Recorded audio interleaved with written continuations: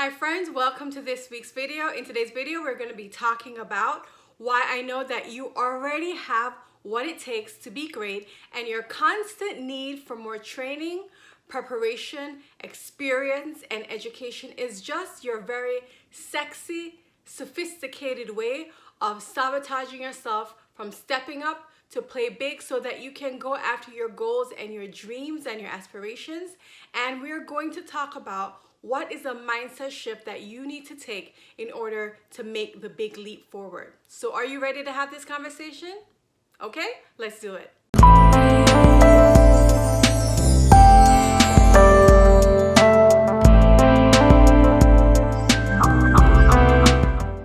This is Keisha, your career and business confidence coach, equipping you to win by owning your inherent brilliance, eliminating your shrinking tendencies so that you will dominate in your field or your industry. Click on the subscribe button below and you will be able to join our international internet community.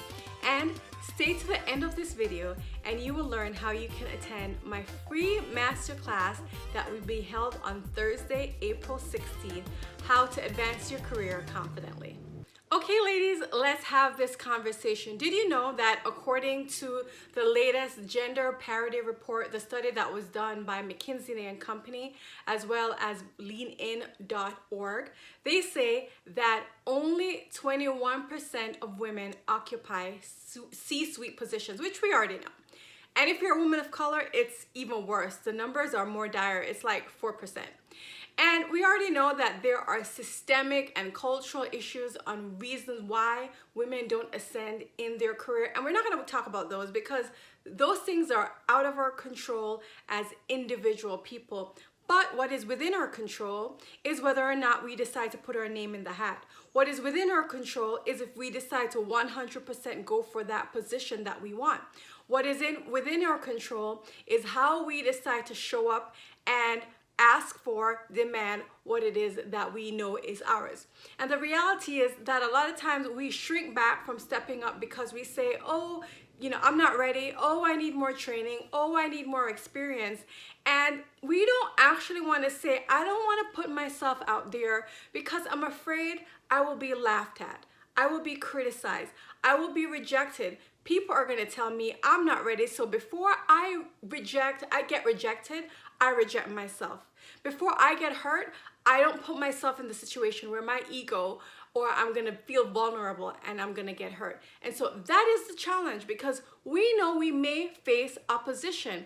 And the reality is when you step outside of your comfort zone, when you try to shake up the table, when you step out of equilibrium, there are things in the universe, people, things, whatever it is, that will try to pull us back down to our place, that know where you belong, know where your seat is, stay in your lane, stop trying to expand your bridges beyond what you were expected to expand.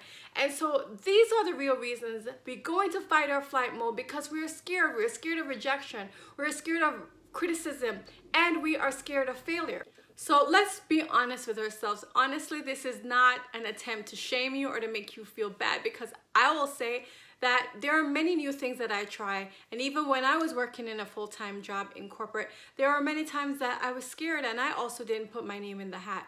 But when I realized that I could take action despite my fear, and I recognized that mental inner negative chatter was just trying to keep me safe, I began to understand that I could take the step forward regardless of that feeling. And what I will tell you, in my 19 years of professional human resources experience in corporate, I have never, and this is gonna sound shocking to you, I have never seen the outcome negative when a woman decides to put her name in the hat.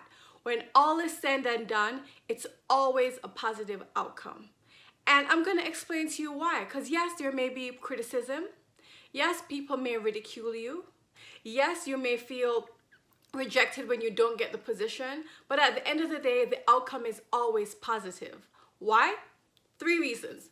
The 3 things that can happen to you when you apply for a role is, number 1, the greatest example is what we all want and desire, is that we get the job. We put our name in the hat. People believe in us. They say you're ready, you're prepared, let's do this. and you get the job. The second thing that could happen is that you apply and you don't get the job. But the positive outcome of that is that people actually know, oh, look, she actually wants to get promoted. She's actually interested in advancing. So you put it out there. Now people know that you have ambitions and aspirations beyond your current position. And then you put yourself in a place where people can coach you and train you in your actual skill gaps, not the gaps that you made up in your head that you think you have so you don't apply, but the real gaps that you need to bridge in order to get from point A, which is where you are, to point B, to that big position. And so you put yourself in a place where leaders will see that you're interested and they're ready to invest in you. They're ready to help you to get there, whether or not it's taking a class or a training, or it's putting you on projects or positions to get more experience so that you can get to the level that you want to get. And the third thing that happens is that a person may apply for the job and they don't get it. And what they learn is that this is not a company that is ready to invest in them. It's not ready to cultivate their talents. Instead, the organization is all about stifling their talents and keeping them in a position. Or they really don't care about giving you the feedback so that you can invest in your personal growth and professional development. And for me, that's also a very positive outcome, because now you know. Now you know what the truth is, and now you can make an informed decision on what you need to do. You can say, I will no longer settle for remaining in a place where my talent is not going to be developed and cultivated. I'm going to go to a place where I am celebrated, not tolerated. And so you are empowered to make an educated decision. And so this is why I say, put your name in the hat, because the outcome can never be positive. You will either get it or you won't get it. And if you don't get it, people will invest in you, or you know that this is not a place that you need to remain in order to get to your highest potential. Does that make sense to you? Drop it in the comments below if any of these points resonated to you. Now, you are not in the right place if you want me to tell you that it's going to be easy, because as I stated before, when you try to step out of your comfort zone and you play big, there is something that's always trying to pull you back into equilibrium. It may be your negative internal chatter, that voice of self-doubt, which I've talked about a million times, or it may be the people around you that try to pull you down from stepping up out of the position that they see you for. I remember a friend of mine, and this will be a powerful story for you. She applied for a position and she had her own self-doubt and fear, but she built up the courage and she went for a position. And once she applied, the red carpet wasn't thrown out. People looked at her, her manager, other people in the organization just said, are you delusional? You're not ready for such a big position. There is no way we're going to give you that position. And she felt down, she felt discouraged, she felt frustrated, she felt disappointed, but she kept on going. She kept on going through the interview process. She kept on going through the application process. And she did experience rejection. She felt hurt. She felt a little bit ashamed of what happened. And at the end of the day, guess what happened? She got the job. Why? Because the actual hiring manager, not her manager, another manager that was hiring for the role, saw the talent in her, saw the gift in her, knew that there were gaps, but decided that this is a person I want to invest in because I think she will eventually grow into this position and do an outstanding job. And so she ended up getting the job despite the opposition, despite the criticism, despite even her own internal fears. She was able to get ahead.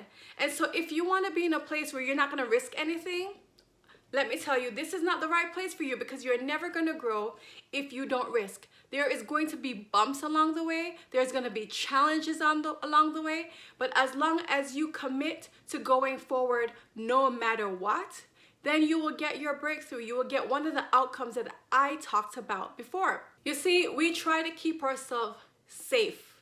We try to maintain a sense of security.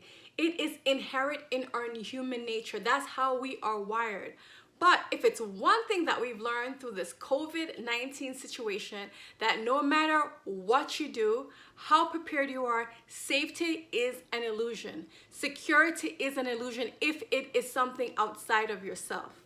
The only security that we have is our ability to be resourceful, is our ability to bounce back, that is to have resilience, is only the ability that we have to create the outcome that we want. Because if we're depending on our boss or organization, even our family or friends to create security in for us, then it won't work. It will never work. But if we lose everything, if we lose our jobs, if we lose our homes, if we lose everything, the one thing that you can stand on, as long as you're alive and there's breath in your lungs, you are capable, you are resourceful, you have the ability to be resilient, you have the ability to bounce back, and to use those resources to create a possibility for yourself that you could never imagine. And so let me know, recognize that there are resourcefulness and abilities in yourself that you may not already have called out. And I want you to drop in the comments below, what are some of the things that you've been resilient about, that you've been able to bounce back from, even during the last few weeks of all of us being in quarantine? What have you learned about yourself? Do you realize that you are much stronger than you can ever imagine? And you are much more resourceful. When we are locked in the house and we can't come out, we figured out how to connect and to communicate with each other via phones, electronically, via Zoom. I have friends that are actually out there planning their showers, their baby showers online. I've seen friends get married online. And so I'm not here to promote any of that. What I'm saying is that you are stronger than you think. You are much more capable and resourceful than you think. And so instead of putting your confidence in other people and their opinion of you and security based on that, base the security on that fact that no matter what happens to you, you have your God-given ability that you cultivated and created to be resourceful, and celebrate that in yourself. Now, if you want to learn more about how to overcome the things that have been holding you back from advancing professionally, advancing in your business, advancing in your career, frankly, advancing in your life, because self-doubt holds us back in all areas of our life, join my free masterclass on Thursday, April 16th, How to Advance in Your Career Confidently. I will be sharing 3 skills and 3 secrets to break through self-doubt and fear that only the few have been taught through executive coaching and training. So I'm gonna drop the link in the bio description below for you to register, or you can just go directly to my website, KeishaWinter.com. You have the spelling of my name in the channel, so go to KeishaWinter.com and register. I am looking forward to having you there. All right, my brilliant friends, that is all for this week. I see you and I believe in you. Don't forget, you are not meant to shrink down lower, but rise up and own your power. Have a fantastic week.